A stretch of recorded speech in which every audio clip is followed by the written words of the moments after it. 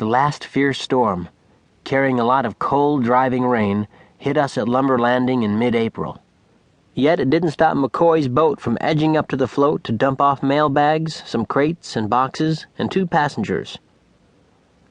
I remember that Captain Selby, who'd been down at Port Hardy on Vancouver Island, having his dentures fixed, hobbled off the Nootka, water streaming from his hat. He was yelling at me cheerfully, "Jamie, watch you don't get wet." Captain Selby always thought he said funny things. They were usually dumb, not funny at all. "Try not to, Captain," I yelled back.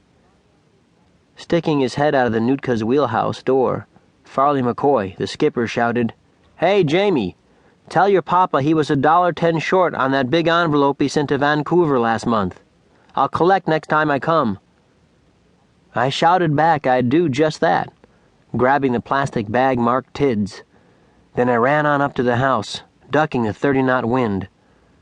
In that spattered blue sack was 3 weeks' worth of letters, magazines, advertisements, and a reminder from the rotten bank that payment was due on Papa's new engine and nets.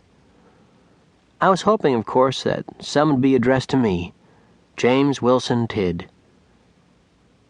After I distributed everything, we all settled down to read. Next to having a full boatload of salmon, or an angel telling us someone had just died and left us the tax-free $1,000,000, mail time was the best time of all. Bills were always last in the order of opening. No letter from Angie Pinheiro, my girlfriend, up in Prince Rupert.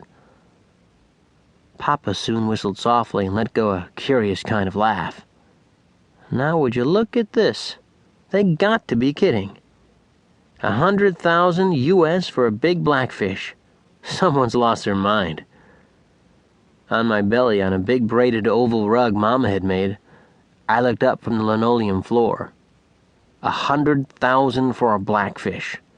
April fool. I laughed too. Mama stopped thumbing through a catalog from an expensive department store in Victoria, one she couldn't afford. She also knew the prices of what swam in the sea.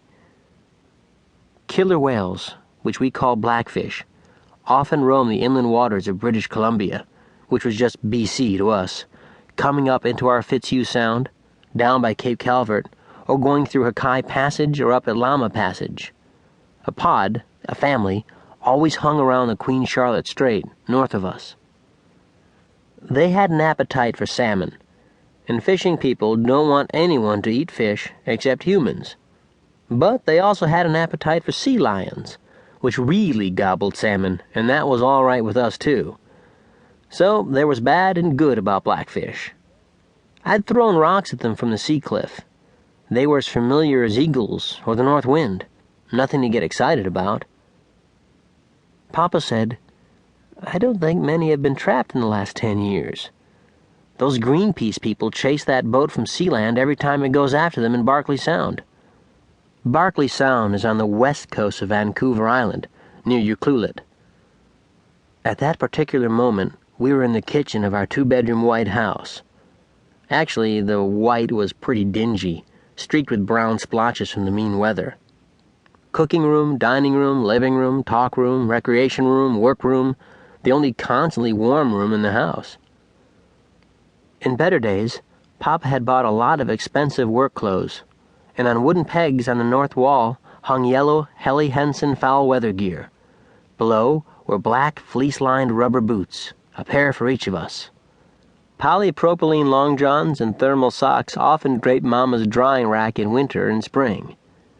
Fishing gear might be in any corner on any day. Coils of steel wire, salmon trolling spoons. Nets were repaired in that room. The CB, the Citizens Band radio, so that Mama and Papa could talk back and forth when we were at sea, when we were in range, had an important corner. We lived in that room, except to sleep, and if the world suddenly blew up, we'd certainly die there too.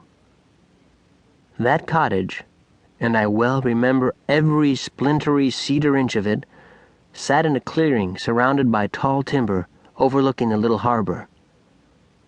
At the time, only 9 of the 18 houses, arranged like soldiers in 3 rows near the rotting old cannery, were occupied.